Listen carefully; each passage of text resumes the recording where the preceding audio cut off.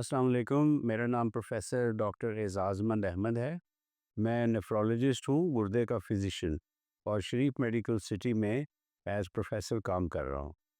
मेरी आज की इस टॉक का मकसद है कि पब्लिक को ये अवेयरनेस हो कि पेशाब में प्रोटीन आना जो कि एक बड़ी अहम अलामत है, इसके बारे में हम बात करें कि इसकी क्या वजूहात हैं और इसके क्या नुकसानात हैं। तो पहले तो ये समझने की बात है कि पेशाब में प्रोटीन हर शख्स जो है वो खारिज करता है, लेकिन उसकी मिकदार 150 मिलीग्राम से ज़्यादा नहीं होती। अगर इससे ज़्यादा प्रोटीन गुर्दे से खारिज हो रही है, तो ये इस बात की निशानदेही करती है कि गुर्दे में कोई तोड़ फोड़ का अमल शुरू हो चुका है। अब इसकी कई वजूहात हैं। प्रोटीन आना खुद से कोई बीमारी नहीं है, बल्कि किसी एक बीमारी की अलामत है। मिसाल के तौर पे अगर किसी शख्स को खांसी आ रही है, तो उसकी कई वजूहात हो सकती हैं। हो सकता है उसको निमोनिया हो सकता है उसका गला ख़राब हो सकता है उसको दमा हो, टीबी हो, कैंसर हो, कुछ भी हो। तो उसकी अलामात तो खांसी होगी ना, लेकिन नीचे बीमारी कोई और है। इसी तरह प्रोटीन आना एक अलामत है और इसके नीचे 8-10 बीमारियां हैं, जिनमें से कोई भी हो सकती है। छोटे बच्चों में जो बिल्कुल 2-3 साल की उम्र में आते हैं, जिस्म सूज जाता है, चेहरा फूल जाता है, पेट में पानी पड़ जाता है, उनको जो है वो मिनिमल चेंज डिजीज़ है। जो एडोलेसेंट्स हैं आमतौर पे, जो 12, 13, 14, 15, 18 साल की उम्र में या यूथ में आते हैं, उनमें आमतौर पे फोकल सेगमेंटल ग्लोमेरुलर एक बीमारी है, उसकी वजह से प्रोटीन आने लग जाती है। और इसी तरह और गुर्दे की बीमारियां, कई सिस्टेमिक डिजीज़ हैं। गुर्दे की झिल्ली या फिल्टर ख़राब हो जाए, मेम्ब्रेनस नेफ्रोपैथी कहते हैं, उसमें भी प्रोटीन आने लग जाती है।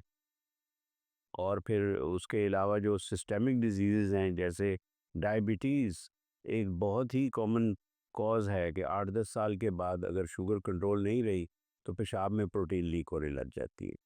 तो ये लीकेज को जो है, इसको भी ग्रेड किया जाता है कि ये 1 प्लस है, 2 प्लस है, 3 प्लस है, या इससे भी ज़्यादा है। और उसकी वजह मालूम की जाती है और उस वजह का इलाज किया जाता है।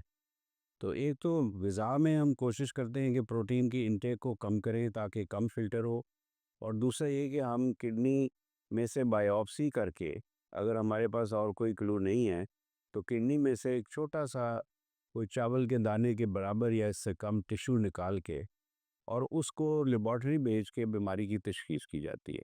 क्योंकि ये प्रोटीन अगर आती रहेगी तो ये आहिस्ता-आहिस्ता गुर्दे के जो ट्यूब्यूल्स हैं, जो ग्लोमेरुलस हैं, जो सेल्स हैं, उनको डैमेज कर देगी और उससे किडनी का फंक्शन मुतासर हो जाएगा।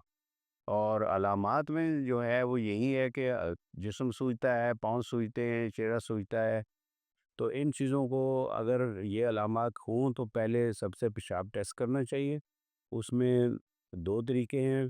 एक तो ये कि आप 24 घंटे का पेशाब इकट्ठा कर लें और देखिए कि उसमें कितनी प्रोटीन खारिज हो रही है। दूसरा ये कि आप स्पॉट यूरिनरी प्रोटीन और क्रिएटिनिन रेशो करवा सकते हैं। एक सैंपल यूरिन का दे के उसमें दोनों चीज़ें चेक कर लें, उससे रेशो कैलकुलेट हो जाती है।